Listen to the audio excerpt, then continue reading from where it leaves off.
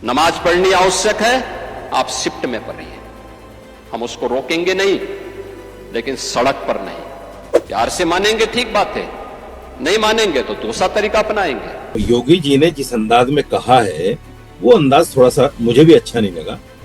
ये भाषा एक संवैधानिक पद पर बैठे हुए व्यक्ति की नहीं हो सकती। अब आप देखिए कांवड़ यात्रा में क्या कुछ नहीं होता, उसमें चरस, इसमें गांजा, सुल्फा सब पिया जाता है। अगर सरकार उनके लिए करती है तो व्यवस्था अगर नमाज के लिए भी हो जाए तो कोई दिक्कत है क्या? नमस्कार, मेरा नाम है जितेंद्र चौहान और आप देख रहे हैं स्टेट मिरर हिंदी। उत्तर प्रदेश के मुख्यमंत्री योगी आदित्यनाथ ने कल बेहद कड़े शब्दों का प्रयोग करते हुए मुस्लिम समाज को ये हिदायत दी है कि सड़कों पर नमाज ना पढ़ी जाए। सड़कें नमाज पढ़ने के लिए नहीं है, वो लोगों की आवाजाही के लिए है। परेशानी होती है जब लोग सड़कों पर नमाज पढ़ते हैं और कई बार देखने में आया है कि जाम तक लग जाता है। इसी चर्चा को लेकर लगातार उत्तर प्रदेश में अब चर्चा बहुत गर्म हो गई है कि आखिर मुख्यमंत्री को ये सब बातें क्यों कहनी पड़ी। एक धर्म को लेकर उन्होंने जो इस तरह की बातें कही हैं उसको मुस्लिम धर्म किस तरह लेते हैं। मेरे साथ बेहद खास मेहमान मौजूद हैं, मुस्लिम धर्म गुरु हैं और ऑल इंडिया इमाम एसोसिएशन के अध्यक्ष भी हैं, मौलाना शाहिद रशीदी साहब हैं। रशीदी साहब, बहुत बहुत स्वागत है आपका स्टेट मिरर में। बहुत शुक्रिया भाई, बहुत शुक्रिया।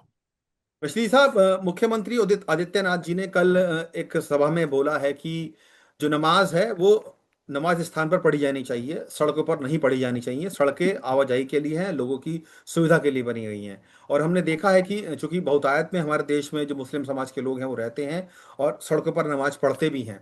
आप मुख्यमंत्री के इस कथन को किस तरह देखते हैं कि सड़कों पर नमाज ना पढ़ी जाए? सबसे पहले आपकी प्रतिक्रिया जानना चाहूंगा इस पर मैं। देखिए, मुख्यमंत्री ने जो बयान दिया है वो बयान तो बिल्कुल 100% सही है। हम्म। यानी सड़कों पर नमाज नहीं होनी चाहिए, इसमें कोई दो जी। राय नहीं है। असल में क्या है कि पहली सरकारों ने हमारे साथ में जो रियायत का मामला करके हमें उल्टे सीधे कामों पर तैयार किया है, हम्म। का खमियाजा तो भुगतना पड़ेगा कहीं ना कहीं। बिल्कुल। पहली सरकारें हमें छूट देती थी पूरा। यानी ये होता था कि अगर कोई लड़का मर्डर करके आ गया तो मिनिस्टर का फोन आ जाता था, इसको छोड़ दो, और उसको हम्म। छोड़ दिया जाता था। फिर वो 2 मर्डर करता था, 4 करता था, 10 करता था और वो कातिल बन जाता था। तो ये पिछली सरकारों ने हमारे साथ जो किया है उसी का नतीजा है कि बार बार कहना पड़ रहा है कि भाई ये मत करो, ये मत करो, ये मत करो। हाँ, इस बात पर बात हो सकती है कि योगी जी ने जिस अंदाज में कहा है वो अंदाज थोड़ा सा मुझे भी अच्छा नहीं लगा। और हम्म। मैंने इस पर वीडियो भी बनाई और कई सारे टीवी चैनल पर भी कहा कि देखिए, आप प्रदेश के मुखिया हो, हम्म। इस तरह की भाषा के या तो मान जाओ, नहीं मानोगे तो हमारे पास दूसरे रास्ते हैं। हम्म। और बरेली में देखा, उन्होंने दुशासन किया तो हमने उनका क्या अंजाम किया। जी। ये भाषा एक संवैधानिक पद पर बैठे हुए व्यक्ति की नहीं हो सकती। हम्म। क्योंकि जो प्रदेश का मुखिया होता है वो संवैधानिक तौर पर जितनी भी जनता होती है वो सारी उसकी अपनी रियाया, उसकी पब्लिक होती है।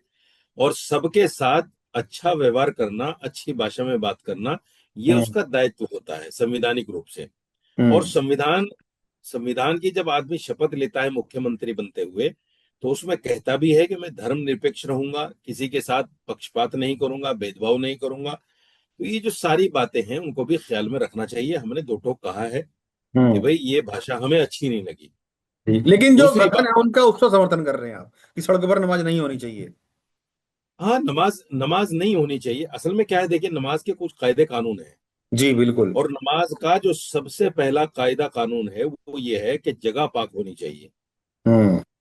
बिल्कुल। सड़कों पर जब आप पढ़ेंगे, वहां लोग पैदल चलते भी हैं, वहां हम्म। लोग थूकते भी हैं, वहां जानवर मूतते भी हैं। 10 तरह की गंदगी होती है, पूरी सड़क को बिल्कुल धो तो बिल्कुल पाएंगे, बिल्कुल धो बिल्कुल। तो सकते नहीं आप उसको कि पहले आप उसे धोएंगे फिर उसके हम्म। ऊपर नमाज पढ़ेंगे। तो जगह का पाक होना सबसे पहली शर्त है नमाज के लिए। और सड़क पाक नहीं होती, पाक नहीं कहा जा सकता। हम्म। इसलिए नमाज का सड़कों पर पढ़ना मैं समझता हूँ ठीक नहीं। जहां हमारे हिंदू भाई मिलकर ये व्यवस्था कराते हैं, जैसे पहाड़गंज जैसी जगह है, मैंने खुद हम्म। देखा है, वहां पर हिंदू भाई मिलकर ईद बकरीद के दिन में सुबह के टाइम में सारी सड़क को धोते हैं जी।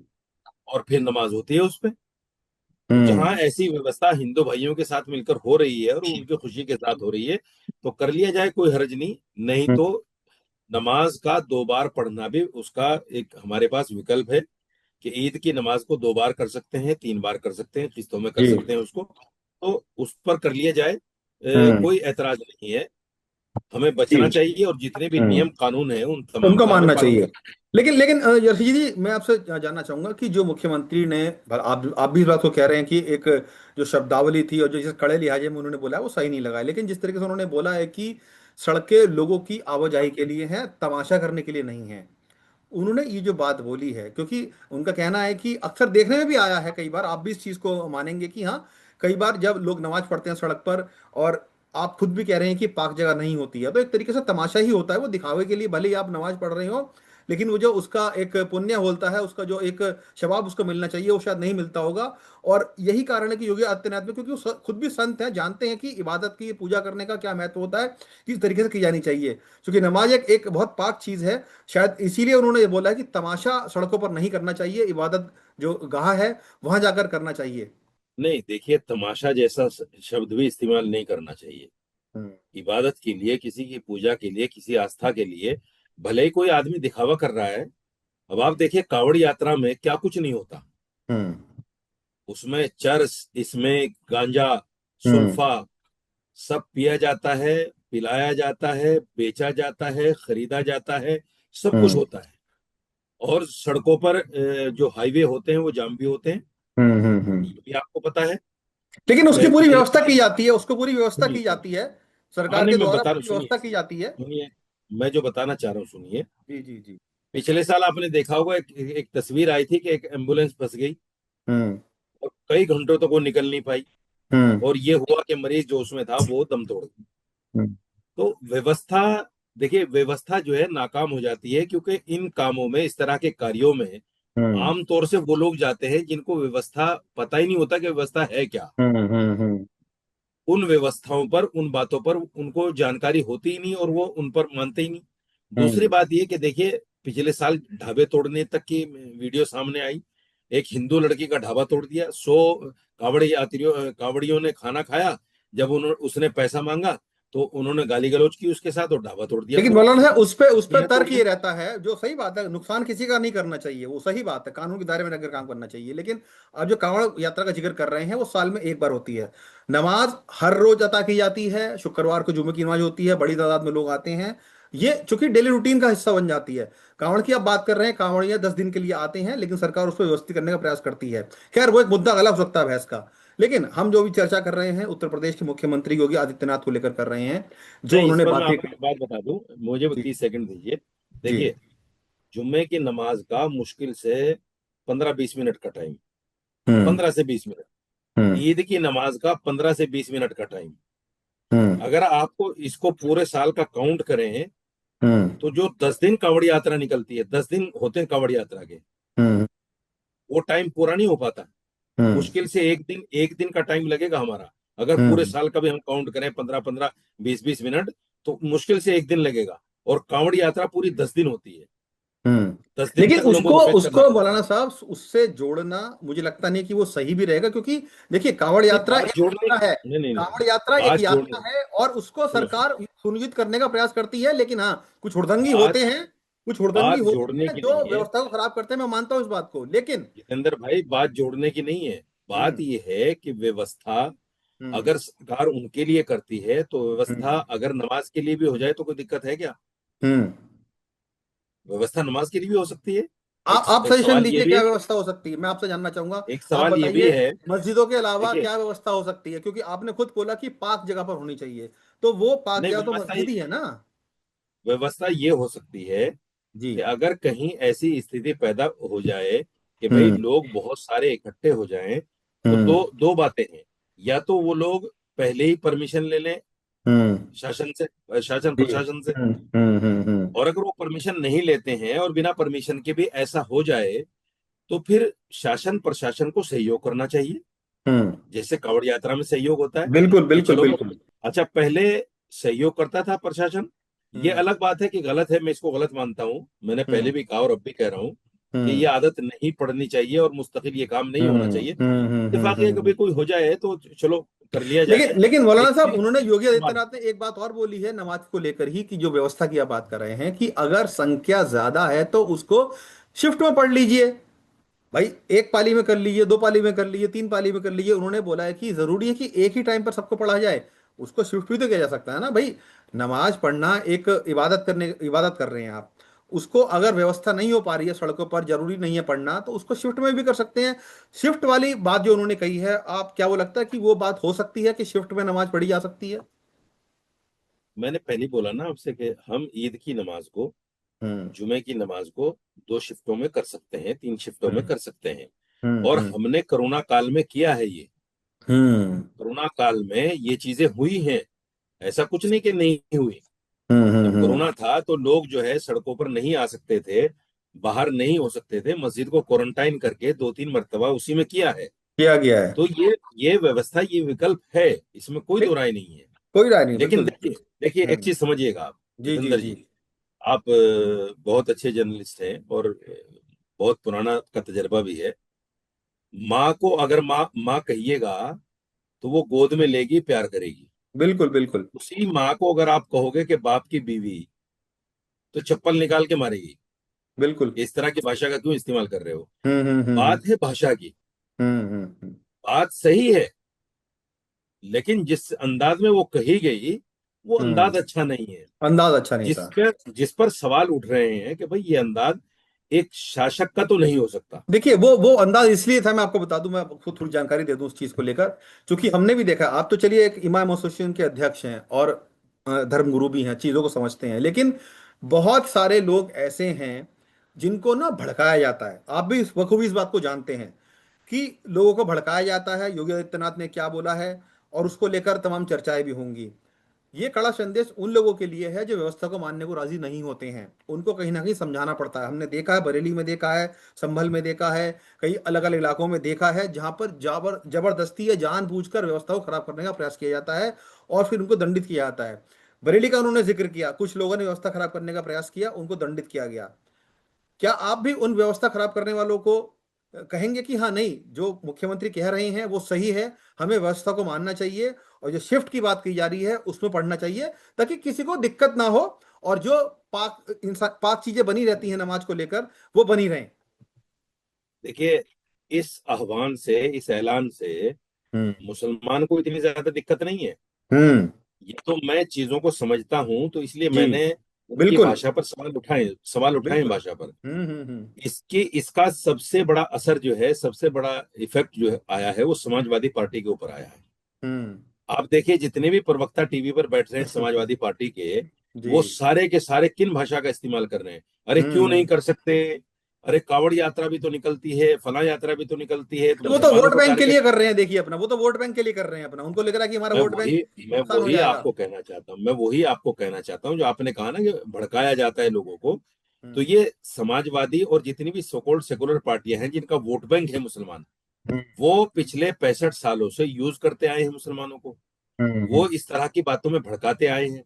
पहले हम्म। क्या होता था, जैसे मैंने बताया आपको कि भाई मर्डर करके आया तो उसको छुड़वा दिया, हम्म। दंगा करके आया उसको छुड़वा दिया, कट्टा हम्म। हाथ में लेके आया उसको छुड़वा दिया। तो उस पर क्या है कि मुसलमान जो है बेबाक हो जाता था और वो जुर्म की दुनिया में चला जाता था। हम्म। आज ठीक है, ये डर, भले भले ही ये मुस्लिम नाम लेके हो, लेकिन एक डर की वजह से आज मुसलमान एजुकेशन की तरफ चला गया। और उसकी सबसे बड़ी वजह मैं आपको बताता हूं कि पिछले साल 50 से 60 बच्चे यूपीएससी में पास हुए, और हम्म। इस साल 53 बच्चे पास हुए यूपीएससी में, हम्म। मुसलमान बच्चे। और अभी भर्ती हुई थी पुलिस की, ये वेस्टर्न यूपी में 48 बच्चे यूपी पुलिस में भर्ती हुए हैं, मुसलमान बच्चे, गांव देहात ये से। ये तो अच्छी मैं बात है कि समझता हूँ, कहीं ना कहीं अब हाँ उनका बिल्कुल, विकास हो रहा है। बिल्कुल बिल्कुल बिल्कुल। और ये विकास इसलिए हो रहा है कि उनको उनको जो है झूठे लॉलीपॉप नहीं मिल रहे हैं। इसीलिए इन सोकॉल्ड सेकुलर पार्टियों से मुंह भंग हो गया मुसलमानों का। हम्म। आपने देखा बंगाल में कैसे ममता बनर्जी की हार हुई, बिहार हम्म। में कैसे आरजेडी आरजेडी की हार हुई। तो ये आने वाला वक्त जो है अब समाजवादी के पतन का है, और मुसलमान इसको समझाएगा, सिखाएगा। क्योंकि मैं आपसे एक बात और कहना चाहता हूं, आप ये ना समझे कि भाई शायद मैं भारतीय जनता पार्टी को मैंने वोट किया है, मैं इसलिए समाजवादी की बात कर रहा हूं। मैं इसलिए कर रहा हूं कि यूपी के अंदर 8 से 11% है यादव, उनके हैं 5 एमपी, यादव 5 एमपी है, और वो घर घर के हैं सारे। मुसलमान 22 से बिल्कुल। 30% है, हम्म। मुसलमान 22 से 30% है हम्म। यूपी में। हमारे एमपी कितने हैं? 4। दूसरी बात, जो हम्म। तीनों बड़े सदन हैं, राज्यसभा, लोकसभा और विधानसभा, क्या कोई मुसलमान ऐसा नहीं था समाजवादी के पास कि इन तीनों सदनों में नेता सदन बना दिया जाता? एक भी नेता सदन मुसलमान नहीं है। हम्म। सारे अपने लोगों, वोट हम देते हैं, मलाई ये खाते हैं। बिल्कुल तो ये बिल्कुल। बात तो हमें मुसलमानों को बतानी पड़ेगी और मुसलमानों को इस बात को समझना पड़ेगा। और मुसलमान समझ भी रहे हैं कि हमारे वोटों से 35-36 सीटें लेके आ गए और हमें सिर्फ चार चार चार सीटें मिली। ये दुर्भाग्य है इस देश का। इसलिए इन सोकोल्ड सेकुलर पार्टियों से हमें होशियार रहना पड़ेगा, समझना पड़ेगा इनको। तो योगी जी की जो बात है, उस बात से मुसलमान बहुत ज्यादा आहत नहीं है। ठीक है, चर्चाएं होती हैं, किसी को भाषा अच्छी नहीं लगती, किसी को बात अच्छी नहीं लगती, किसी को जो है अंदाज अच्छा नहीं लगता। होता है, ये तो लोकतांत्रिक देश है, इस तरह की प्रक्रियाएं आती रहती हैं। लेकिन कुल मिलाकर मुसलमान इससे बहुत आहत नहीं है। मुसलमान समझ गया है कि अब हमें क्या करना है, क्या नहीं करना है। और मैं तो ये भी कहना चाहता हूँ, हमारे एक बड़े बड़े विद्वान हैं, हालांकि हैं तो वो पाकिस्तान से, लेकिन उनको हिंदुस्तान, बांग्लादेश और सब जगह उनको बड़ा विद्वान माना जाता है। अल्लामा तकी उस्मानी उनका नाम है। हम्म। उन्होंने कहा कि जिस मुल्क में आप रहो, उस मुल्क के तमाम कानून को मानना यही शरीयत है। हम्म। और अगर आपने रेड लाइट भी क्रॉस कर दी, तो रेड लाइट क्रॉस करने का जो किसी भी मुल्क के उसमें पेनल्टी है, वो तो अलग है। हम्म। शरीयत की रूह से एक गुनाह आपके खाते में लिखा जाएगा कि आपने कानून को तोड़ा है। थोड़ा है तो बिल्कुल। इस्लाम तो ये कहता है, और हम्म। हमें उसी इस्लाम पर चलना है। हमें इन हम्म। सोकोल्ड सेकुलर पार्टियों की बातों में नहीं आना है। मौलाना साहब, आप अच्छी बात कह रहे हैं। योगी आदित्यनाथ ने एक बात और कही है, वो शायद पूरे देश के लिए है, वो मैं मानता हूँ। जनसंख्या नियंत्रण करना एक बहुत जरूरी, एक इस वक्त जरूरत है देश की। उनको उन्होंने खास तौर से बोला कि जनसंख्या नियंत्रण अभी कहीं ना कहीं मुस्लिम समाज को अब सोचना चाहिए कि जिस तरीके से देश की जनसंख्या बढ़ रही है, और चूंकि देखा है कि मुस्लिम समाज में अक्षरता बहुत ज्यादा बढ़ी हुई है, साक्षरता इतनी ज्यादा नहीं है। क्या आपको लगता है कि योगी आदित्यनाथ ने जो बात कही है कि अ, जो जनसंख्या नियंत्रण है वो भी होनी चाहिए, अगर आपके घरों में मस्जिदों की जगह नहीं है तो आपको संख्या भी नियंत्रण रखनी चाहिए, या आपके घर में मस्जिद नमाज पढ़ने की अगर व्यवस्था नहीं है देखिए तो उसको नियंत्रण करना चाहिए? देखिए इसमें मेरा विरोधाभास है। हम्म। इसलिए है कि मोहन भागवत से लेकर तमाम बड़े जितने भी हिंदू धर्मगुरु हैं, हम्म। धीरेन्द्र शास्त्री, हम्म। अनुराधाचार्य और जितने भी और बड़े धर्मगुरु कहलाए जाते हैं, सब तो बाकायदा अपीलें कर रहे हैं हिंदुओं से। हम्म। 80% हिंदू होने के बावजूद देश हम्म। में फिर भी अपीलें कर रहे हैं कि तीन देखिए, बच्चे वो पैदा करो, अपीलें चार क्यों कर बच्चे। रहे हैं आपको भी पता है, क्यों अपीलें कर रहे हैं? नहीं नहीं क्योंकि नहीं नहीं नहीं, हिंदू जो सुनो मेरी लोग बात, हैं मेरी वो बात इतने सुनो बच्चे पहले आप। पैदा नहीं कर रहे हैं। आप मेरी बात सुनिए तो सही। हम्म। अपीलें तो कर रहे हैं ना। उनका अगर 100% असर नहीं होगा, 10% तो होगा। बिल्कुल। 10% लोग तो बढ़ेंगे बच्चों की तरफ। दूसरी बात, अभी इसमें आपका आंध्र प्रदेश में हम्म। जो सीएम है चंद्रबाबू नायडू, परसों उन्होंने ऐलान किया कि जो तीसरा बच्चा पैदा करेगा 30,000, चौथा बच्चा हम्म। पैदा करेगा 40,000। तो बिल्कुल ये जो बिल्कुल। 80% हिंदुओं को उकसाने, लटकाने, भटकाने का काम कर रहे हैं ये लोग, हम्म। तो इस पर भी तो बात होनी चाहिए। हम्म। दूसरे ये है कि हमारे यहाँ इस्लामिक आस्था में हम बच्चे को गर्भ में नहीं मार सकते। हम बच्चे को पैदा न होने के कोई जरिए इस्तेमाल नहीं कर सकते। हम्म। इस्लाम की आस्था के मुताबिक, कुरान के मुताबिक, ये सब हमारे लिए गुनाह है, हराम है। हम्म। हम ऐसा कोई रास्ता नहीं अपना सकते कि बच्चे पैदा ना हो। ये गलत है। हाँ, इस्लाम ने एक जगह इजाजत दी है कि अगर औरत इतनी कमजोर है कि वो बच्चा पैदा करने से जान भी उसकी जा सकती है, तो फिर जो भी बच्चा रोकने के तरीके हैं वो रोक सकते हैं। लेकिन मौलाना साहब, इसमें एक सवाल बड़ा ये उठता है, क्योंकि मैं भी उत्तर प्रदेश से आता हूँ, आपने ही पूरे देश में भ्रमण किए हैं। जो भी मुस्लिम समाज है, या जिस भी घर में छः छः सात सात आठ आठ बच्चे हैं, स्थिति उनकी क्या है आपने भी देखा है। पैसा उनके पास इतना होता नहीं है, व्यवसाय के साधन इतने होते नहीं हैं, लेकिन बच्चे बहुतायत में कर लिए जाते हैं। ऐसे में उनके भविष्य पर भी कहीं ना कहीं सवाल उठता है। अब कह रहे हैं कि हाँ, अब थोड़ा सा एक लोगों के मन में, एक जहनियत में एक ये चर्चा हुई है कि बच्चों को आगे बढ़ाना चाहिए, पढ़ाना लिखाना चाहिए। लेकिन आप भी इस बात को मानेंगे कि मुस्लिम समाज में सबसे बड़ा जो एक ये कमी पाई जाती है कि उनको पढ़ाया लिखा नहीं जाता, मदरसा भेजा जाता है। मदरसा ठीक है, अपनी बात है, एक मुस्लिम धर्मगुरु की पढ़ाई करना वो अलग बात है, लेकिन जो एक पढ़ाई लिखाई होती है, शिक्षा प्राप्त की जाती है, बच्चों दी जाती है, वो नहीं जाते हैं स्कूल में। वो उनको स्कूल नहीं जाने दिया जाता। कहते हैं कि स्कूल एक तो महंगे हैं, दूसरा मदरसे में जो शिक्षा दी जाती है वो तालीम अलग तरीके की होती है। कहीं ना कहीं ये बात भी सही है कि जो बच्चे बढ़ाने से कोई, उनको सही तालीम भी मिलनी चाहिए। और हमने अक्सर देखा भी है कि मुस्लिम समाज के बहुत से ऐसे गांव देहात में बच्चे ऐसे होते हैं जो पढ़ाई लिखाई नहीं करते हैं या उनको भेजा नहीं जाता है स्कूल में। इसीलिए उनका भविष्य भी अधर में लटक जाता है, वो गलत रास्तों पर चले जाते हैं, जो आप बात कह रहे थे। नहीं नहीं नहीं नहीं नहीं नहीं, मैं बिल्कुल इस बात से सहमत नहीं हूँ। इसलिए सहमत नहीं हूँ कि हम्म। एनसीआरबी का डाटा है कि हिंदुस्तान के अंदर 60% हम्म। अनएजुकेटेड लोग हैं। ठीक है। 60%। जी। मुसलमान कितने प्रतिशत है हिंदुस्तान में? अगर 2011 की जनगणना देखें तो 17 से 18%। 18%। आज की जनगणना लगाएं उसको, उसको 25 से 30% लगा लीजिए। जी। तो 60% में बराबर का आंकड़ा हुआ ना, कि हिंदुओं में देखिए, भी साक्षरता नहीं है। नहीं नहीं, मेरी बात को सुनिए, मेरा मेरी बात सवाल को समझिए, समझिए। मैं क्या कहना चाह रहा हूं। अगर उनको मैं नहीं समझ भेजा रहा हूँ, मैं जाता है समझ रहा तो हूँ। कहीं ना कहीं वो नुकसान ही है उनका। नहीं, मेरी बात को, मैं उसी बात को समझाना चाह रहा हूँ, समझिए तो सही। हम्म। समझिए तो सही मेरे भाई। हम्म। मैं यही कहना चाह रहा हूं कि जहां तक अनएजुकेशनल का मामला है, हम्म। ये सिर्फ मुसलमानों में नहीं है, हम्म। हिंदुओं में भी है। आप गांव देहात में चले जाइए, हम्म। बहुत सारे हिंदू बच्चे आपको ऐसे मिल जाएंगे जो अनपढ़ हैं बिल्कुल। हम्म। हमारी हमारी उम्र के भी हैं, हमसे हम्म। बाद के भी हैं, हमारी हम्म। बच्चों की उम्र के भी हैं। ये जो पढ़ाने का तौर तरीका है, ये पढ़ाने की तरफ जो लगन होती है, ये सब में नहीं होती। हम्म। 100% ना तो हिंदुओं में है, ना हम्म। 100% मुसलमानों में है। हम्म। लेकिन आज के वक्त में पिछले 15-20 साल का अगर मैं रिकॉर्ड आपको बताऊं, मुसलमान मुसलमान मुसलमान सिर्फ 70% मुसलमान इस बात को समझ गया है कि हम्म। एजुकेशन ही एक ऐसा रास्ता है जो हमें आगे बिल्कुल। तक ले जा सकता बिल्कुल वही जीवन है। जीने और का असली तरीका भी है। अब ये परसेंट और बढ़ गया है, 70 के हम्म। बजाय भी ये 80-85 तक पहुंच गया है। हम्म। अब हर आदमी अपने बच्चों को स्कूल में पढ़ा रहा है, उनको हम्म। सुबह तैयार करके भेज रहा है और उनको टिफिन बना के दे रहा है, उनकी तैयारी कर रहा है, बिल्कुल। बिल्कुल। गाड़ी के पैसे दे रहा है, अच्छे स्कूल में उनको पढ़ा रहा है। तीसरी और आखिरी बात मैं आपको बताना चाहता हूं, आप कहने के नहीं बच्चे पैदा हो जाते हैं तो फिर उनका लालन पोषण सही नहीं होता, खाने के लिए पैसे, ऐसा बिल्कुल भी नहीं है। हम्म। ऐसा बिल्कुल भी नहीं है। जो मांगने वाले हैं वो हिंदू भी हैं, मुसलमान भी हैं।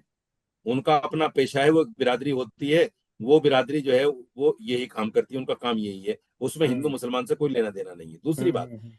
जो मुसलमान 5-6 बच्चे पैदा कर, मेरे खुद 6 बच्चे हैं जी। और 6 के 6 बच्चे अच्छे पढ़े हैं। मैं तो मिला हूं उनसे। आपने तो मिलवाया भी है हमको। हाँ, तो मैं नहीं, बहुत सारे लोग हैं ऐसे। हाँ हाँ। नहीं, यहाँ क्या है, देखिए, देखिए हमारे, हर कोई मौलाना शाहिद रजदी नहीं होता ना। नहीं सर, देखिए हमारे यहाँ एक फलसफा है, हम इस्लामिक सिद्धांतों पे चलते हैं। जी बिल्कुल। मुसलमान वही है जो बेसिक सिद्धांतों को इस्लाम के माने। और हम्म। इस्लाम ये कहता है कि इस डर से कि रोजी कौन देगा, इनको खिलाएगा कौन, इनको पढ़ाएगा कौन, इस डर से अगर बच्चे आप पैदा नहीं कर रहे हो तो हराम काम कर रहे हो। हम्म। क्योंकि इस्लाम ये कहता है, कुरान ये कहता है कि जो इंसान दुनिया में आता है, ऊपर वाला जिसको हम खुदा अल्लाह कहते हैं, वो उसकी रोजी पूरी जिंदगी के पहले भेज देता है। भले ही चाहे वो बड़ा होकर गलत काम में जुट जाए, वो सही है, लेकिन वो हराम नहीं है। नहीं नहीं, फिर आप गलती पे जा रहे हैं। क्या गलत काम करने वाले हिंदू नहीं है? हिंदुओं में सर चोर देखिए, डकैत कंपैरिजन करना एक अलग चीज है। आप कंपैरिजन करने बैठेंगे तो नहीं, मैं उसका तो कंपैरिजन नहीं वैसे कर कोई रहा अंत हूँ ही नहीं। मैं, आप, ना ना ना, उसका तो कोई जितेंद्र अंत ही मैं आप, नहीं है। जितेंद्र मैं कंपैरिजन नहीं कर रहा हूँ। जी। मैं इस बात को बिल्कुल सिरे से निगलेक्ट करता हूँ कि इन तमाम बातों का सेहरा मुसलमान के सिर क्यों जाता है, हम्म। कि मुसलमान बड़ा होकर जो है गलत हो जाता है, बड़ा हो जाए, गुनहगार बन देखिए, जाता है, कातिल बन जाता है। अब तक जो पिक्चर नहीं आई है ना इतिहास में, अब पिछले 65, आपने जो जिक्र किया, अब तक जो पिक्चर आई है वो यही आई है कि मुसलमानों को सिर्फ यूज किया गया, उनको भड़काया गया, उनको दंगे में शामिल कराया गया, अपराध में शामिल कराया गया। आपने खुद भी इस बात को तस्दीक की है कि पिछले नहीं 65 सालों में सिर्फ सिर्फ सिर्फ सेकुलरिज्म के नाम पर बांटा गया है और मुसलमानों का कहीं ना कहीं शोषण किया गया है। आप भी इस बात नहीं को नहीं, तस्दीक सुनिए कर रहे सुनिए हैं। सुनिए सुनिए, देखिए सेकुलर सोकॉल्ड सेकुलर पार्टियों की तरफ से या राजनीतिक पार्टियों की तरफ से शोषण होना, उनका इस्तेमाल करना, ये बिल्कुल डिफरेंट मुद्दा है। हम्म और आपने जो सवाल उठाया कि मुसलमान बड़ा होकर भले ही गुनहगार बन जाए, कातिल बन जाए, चोर बन जाए, डकैत बन जाए, वो ठीक है, वो हराम नहीं है, हम्म वो सवाल का जवाब मैं दे रहा हूँ पर्टिकुलर, कि हम्म। ये जो आप कह रहे हैं कि मुसलमान ही गुनहगार होता है, मुसलमान ही, ये नहीं तो नहीं नहीं, हिंदुओं में भी मैं होता है। ये नहीं लेकिन कतई नहीं कह रहा कि सिर्फ नहीं मुसलमान नहीं नहीं, गुनहगार ही बात होता है, सुनो, सारे मुसलमान पांचों, मेरी देखिए बात पांचों सुनो, उंगलियां कोई सुनो बराबर नहीं मेरे होती है, भाई, अपवाद सब में सुनो होते मेरे हैं। भाई। लेकिन मैं भी तर्क दे रहा हूं आपको, उसमें हर कोई किसी को एक कैटेगरी में डाल देना बिल्कुल भी अनुचित है, अनुचित नहीं है, क्योंकि हर इंसान की अपनी एक शख्सियत होती है। कुछ अच्छी राह पर जाते हैं, कुछ जो भटक जाते हैं, लेकिन भटकने वालों की संख्या कहीं ज्यादा है मुस्लिम समाज में, मेरा ये कहना है आपसे। मुसलमान देखिए दो तरह से कमजोर है, ना तो वो आर्थिक रूप से कमजोर है, हम्म ना एजुकेशनली रूप से कमजोर है। दो जगह कमजोर पड़ता है मुसलमान।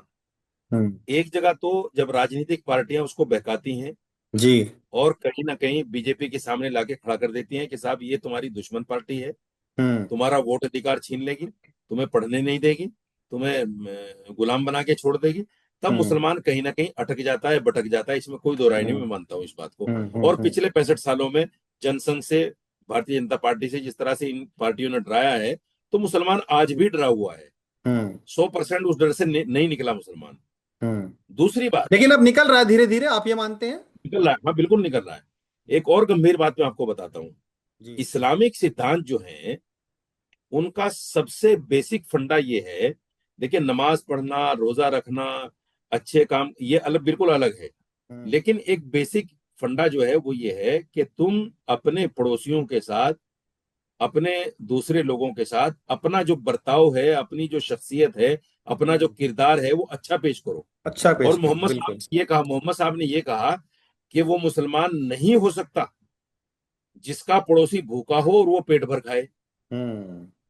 और खैर देखिए, ये नहीं ये सब चीजें बहुत हैं, हम समाज में मुझे दस जानते भी सेकंड हैं। बोलने दीजिए।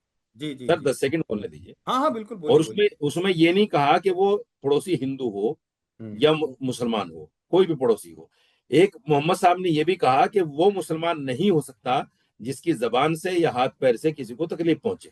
हम्म तो मुसलमान यहाँ कमजोर है कि मुसलमान के अखलाक अच्छे नहीं है, मुसलमान अपने पड़ोसियों के साथ अच्छा सलूक नहीं कर रहा है, मुसलमान अपने घर का कूड़ा नाली में लाके डाल देता है, दूसरे के दरवाजे के सामने लाके डाल देता है, हम्म। जरा जरा सी बात पर गालियां देता है, बिल्कुल बदतमीजी बिल्कुल। करता है। हम्म। ये जो सारी चीजें हैं, मैं इसको एक्सेप्ट करता हूं कि मुसलमान में ये कहीं ना कहीं कमियां हैं। कमियां हैं। और आहिस्ता आहिस्ता उनका सुधार, जैसे जैसे एजुकेशन आ रही है, बिल्कुल बिल्कुल, जैसे सुधार जैसे होना भी सुधार, चाहिए। हम्म। जी सुधार होना भी चाहिए, और सुधार होगा तभी समाज अच्छा बनेगा। लेकिन मौलाना साहब, एक बात योगी आदित्यनाथ जो मुख्यमंत्री हैं, उन्होंने ये भी कही कि प्यार से माने तो ठीक, नहीं तो दूसरा तरीका भी हमें आता है। वो कहीं ना कहीं एग्जाम्पल दे रहे थे बरेली वाला, क्योंकि बरेली में जिस तरीके से जो वहां पर लोगों ने जबरदस्ती प्रयास किया, कहीं ना कहीं सरकार ने उसको सही करने का भी प्रयास अपनी तरफ से किया, भले बल का प्रयोग किया। क्या ये जो उनका बोलना है कि प्यार से मान जाए तो अच्छी बात है, नहीं तो दूसरा तरीका जो कि होता है डंडे का, उसको अपनाया जाएगा, आप किस तरह देखते हैं? देखिए, मेरा बच्चा अगर गलत लाइन पे चला जाए, हम्म या तो ये कि वो खुद गलत कर रहा है, हम्म। तब तो मुझे और सख्त होना पड़ेगा। जी। लेकिन जब मुझे पता है कि मेरे बच्चे को जितेंद्र भाई बहका रहे हैं हम्म और वो गलत रास्ते पे ले जा रहे हैं, तो मुझे अपने बच्चे को सख्ती के साथ नहीं पेश आना, उसके साथ में उसको हम्म। प्यार से समझाना है, क्योंकि हम्म। मुझे पता है कि गलत जगह बैठा हुआ है और गलत जगह बिल्कुल। बैठने की वजह से इसमें ये गुनाह पैदा हो गया है। तो मुझे उसको प्यार से समझाना है कि बेटा एक देखो, अभिभावक का यही काम होता है, बच्चों को किस तरीके से समझाया जाए। यही काम होता है। तो बिल्कुल। यही बात एक प्रदेश के मुखिया की होनी चाहिए, जब आपको पता है कि मुसलमानों को 65 साल जिस तरह से इन लोगों ने बहकाया है, गलत हम्म तरीकों पर, गलत रास्तों पे लेके गए हैं, तो आपका जो तरीका होना चाहिए उनको समझाने का, प्यार का, वो हम्म प्यार का तरीका होना चाहिए। ये तरीका अच्छा नहीं है, मैं इसको अच्छा नहीं मानता। मैंने पहले हम्म भी कहा, मैं अब भी हम्म कह रहा हूं, आप प्रदेश के सीएम हैं, प्रदेश के मुखिया हैं, हम्म संविधानिक पद पर हैं, संविधान की आपने शपथ ली है, तो आप उसका भी लिहाज और पास रखिए। और हम्म। इन लोगों को जो भटक गए हैं पिछले 65 सालों से, एकदम तो आएंगे नहीं सही रास्ते में। बिल्कुल, धीरे धीरे समय लगेगा। आहिस्ता आहिस्ता लाने के लिए आपकी मोहब्बत की भी उनको जरूरत है, आपके प्यार की भी उनको जरूरत है, आपके दुलार की भी उनको जरूरत है। इसलिए हम्म आप उनको प्यार से लाइए मेन स्ट्रीम में, और गले लगाइए, पे हाथ रखिए। ये भी आज के वक्त की जरूरत है अगर मौलाना भारतीय साहब, जनता क्योंकि योगी पार्टी। आदित्यनाथ जी का ये जो बयान है ऐसे मौके पर आए हैं जब बकरीद का त्योहार नजदीक ही है। बकरीद से पहले इस तरह का बयान आया है। क्या मुख्यमंत्री के इन बातों से आपको क्या लग रहा है कि मुस्लिम समाज में सौहार्द बढ़ेगा, या उनकी बात को वो एक्सेप्ट करेंगे कि इस बार नमाज सड़कों पर नहीं पढ़ेंगे, या आप अपील करना चाहेंगे मुस्लिम समाज से कि सड़कों पर नमाज ना पढ़ी जाए, शिफ्ट में नमाज पढ़ ली जाए, और जो परेशानी की बात कही है मुख्यमंत्री ने, हमें उनकी बात का पालन करना चाहिए? नहीं, बिल्कुल, देखिए असल में क्या है, हमारे यहाँ ईद का जो सिस्टम है ना, हम्म एक तो ईदगाह में नमाज होती है, बाकायदा ईदगाह होती है, उसके लिए आपने भी देखा होगा कई जगहों पर। हम्म। और उसके अलावा मस्जिदों में भी नमाज अदा कर सकते हैं। हम्म। ईद की नमाज मस्जिदों में भी पढ़ी जा सकती है। जी तो बिल्कुल। ईदगाह में अगर इतनी कैपेसिटी नहीं है तो मैं मुसलमानों से अपील करता हूँ कि अपने मोहल्ले की मस्जिद में पढ़ें, हम्म अपने मोहल्ले की मस्जिदों में पढ़ें, सब मस्जिदों में नमाज अदा करें। क्या दिक्कत है? हम्म लेकिन सड़कों पर ना जाएं। दो हम्म दो वजह उसकी मैं बताता हूँ। मैं क्लियर कहता हूँ, मैं लाग लपेट नहीं करता। एक तो हम्म ये कि आप खुद जानते हैं कि पिछले 12-13 सालों में जो कुछ हुआ है, हम्म हालांकि वो उसका इफेक्ट अच्छा भी गया है, लेकिन हम्म जो कुछ हुआ है उसका उसकी कहीं निगेटिव तस्वीर जो है मुसलमानों में ये गई है कि सिर्फ मुसलमान के साथ ऐसा हो रहा है। जैसे घर जबकि ऐसा तोड़े है गए। नहीं। जबकि ऐसा है जब नहीं। नहीं, ऐसा 100% नहीं है, हम्म, लेकिन कुछ तो है। कुछ ठीक है, हो सकता है, बिल्कुल धुआं हो सकता धुआं होता है तो आग लगने की बात लोग कह देते हैं। है। धुआं होता है, अगर धुआं ना हो तो आग लगने की बात नहीं कही जाती। कुछ तो है जिसकी पर्दादारी है, जिसके बारे में बात की जा रही है। तो मेरा कहना यह है कि मुसलमानों को यह समझ लेना चाहिए कि हम्म सख्त सरकार है। हम्म और मैं तो ये कहता हूं कि चलिए, आपने भी 65 साल सुना है मुसलमान दुश्मन सरकार है, तो आप उस मुसलमान दुश्मन सरकार के सामने उनको मौका क्यों देते हो भाई? उनको हम्म मौका क्यों देते हो कि वो अपनी दुश्मनी निकालें? आप कानून और नियम के हिसाब से चलो, आपके हम्म साथ कुछ नहीं होगा। आप उनका भी सम्मान करो। और हमारा तो ये भी एक फंडा है, इस्लाम ये कहता है, कुरान ये कहता है कि जो भी बादशाह आता है वो अल्लाह के हुक्म से आता है। हम्म। जब अल्लाह ने इन लोगों को बादशाह बना के भेजा है हमारे ऊपर, तो इनकी बात को मानना हमारे लिए जरूरी है, आपको अनिवार्य है। लगता है मौलाना साहब, आपको लगता है बोलिए। कि सरकार, मेरा आखिरी सवाल है आपसे ये, आप तस्दीक कीजिएगा इस बात की, सरकार भले ही सख्त है लेकिन दुश्मन नहीं है मुसलमानों की, मस्जिद नमाज घरों में या मस्जिदों में पढ़ी जानी चाहिए? बच्चे को समझाने के लिए दो तरीके हैं, एक तो प्यार, दूसरे मार। हम्म और अच्छा अभिभावक अभिभावक वही हो सकता है जो वक्त पड़ने पर दोनों तरीके इस्तेमाल करे। हम्म पहले प्यार से समझाए, हम्म। प्यार से ना माने तो फिर मार से समझाए। तो योगी जी, तो इसका मतलब शरीयत ठीक है, अच्छे अभिभावक है आपकी नजर में? हाँ, बिल्कुल है, बिल्कुल है। मैं मानता हूं जब बच्चों में एजुकेशन दर बढ़ी है, एजुकेशन का हाँ। परसेंटेज बढ़ा है, और मुसलमान बच्चों ने चोरी चकारी बदमाशी जेब कतरी ये वो सारी चीजें जितनी थी वो छोड़ दी हैं, थोड़ी है, तो मेरे हाँ। लिए तो बहुत अच्छा है। मेरे लिए तो बहुत अच्छा बिल्कुल है। बिल्कुल। मैं तो ये कहता हूं कि ये सरकार 50 साल चले, ताकि 100% मुसलमान एजुकेशन की तरफ चला जाए। हम्म और जो हाल पिछले 65 सालों में मुसलमानों को हुआ है, वो हाल हिंदुओं का हो जाएगा अब। क्योंकि अब हिंदू बेलगाम हो गया है। हम्म। अब हिंदू वो कर रहा है जो नहीं करना चाहिए, जो पहले मुसलमानों ने किया है। मारना पीटना, ये करना वो करना, तोड़ फोड़। और मैं कहाँ तो हो ये रहा है सर, कहता ये हूँ। बताइए। हालांकि समय की कमी है मेरे पास, इस पर चर्चा हम दोबारा कर सकते हैं, बहुत लंबी डिबेट हो सकती है, लेकिन फिलहाल के लिए मैं आपको समय कहूंगा कि समय की कमी है मेरे पास, इसमें टाइम खत्म होने वाला है इस कॉल का। मौलाना साहब, आपने अपनी बात को बहुत साफ गोई से रखा है, और ये माना है कि पिछले 65 सालों में जो मुस्लिम समाज है उसका कहीं ना कहीं शोषण सेकुलर पार्टी ने किया जरूर है। मुख्यमंत्री योगी आदित्यनाथ ने जो बात कही है कि सड़कों पर नमाज नहीं पढ़ी जानी चाहिए, कहीं ना कहीं इससे कानून व्यवस्था बिगड़ती है और लोगों को परेशानी होती है। नमाज एक पाक चीज है, उसको घरों में या मस्जिदों में पढ़ा जाना चाहिए, कहीं ना कहीं आप उस बात की तस्दीक कर रहे हैं। उम्मीद करते हैं कि बकरीद का त्यौहार पूरे देश में, पूरे उत्तर प्रदेश में शांतिपूर्वक मनाया जाएगा, और जो योगी आदित्यनाथ बात कह रहे हैं कि बात को प्यार से ही समझाया जा सकता है, और कहते हैं लातों के भूत बातों को से नहीं मानते हैं, तो कहीं ना कहीं उसको वो तरीके भी अपनाते हैं, लेकिन ऐसी नौबत ना ही आए तो अच्छा है। और हम उम्मीद करेंगे कि जो पूरा मुस्लिम समाज है उनकी इस बात को समझेगा, और जो नमाज है, नमाज जैसी पाक चीज है, उसको अपने घरों में और मस्जिदों में पढ़ने का काम करेगा, सड़कों पर नहीं पड़ेगा। शुक्रिया मौलाना साहब जुड़ने के लिए हमारे साथ। बहुत शुक्रिया, बहुत शुक्रिया। धन्यवाद।